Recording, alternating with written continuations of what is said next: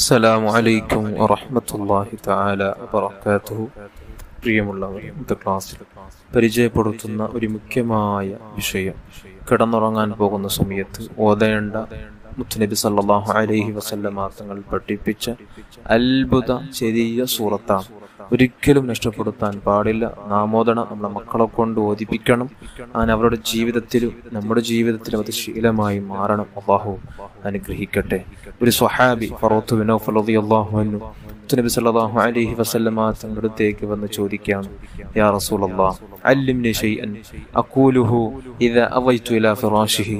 നബിയെ, ഉറങ്ങാൻ പോകുന്ന സമയത്ത് എന്തെങ്കിലും ചൊല്ലാൻ പറ്റിയ ഒരു അറിവ് തങ്ങൾ എനിക്ക് പഠിപ്പിച്ചു തരണമെന്ന് അവിടുന്ന് നബി സല്ലല്ലാഹു അലൈഹി വസല്ലമ തങ്ങളോട് ചോദിച്ചപ്പോൾ അവിടുന്ന് പറയുന്നു, നിങ്ങൾ കുല്ലിയ അയ്യുഹൽ കാഫിറൂൻ എന്ന സൂറത്ത് പാരായണം ചെയ്ത് കിടക്കുക.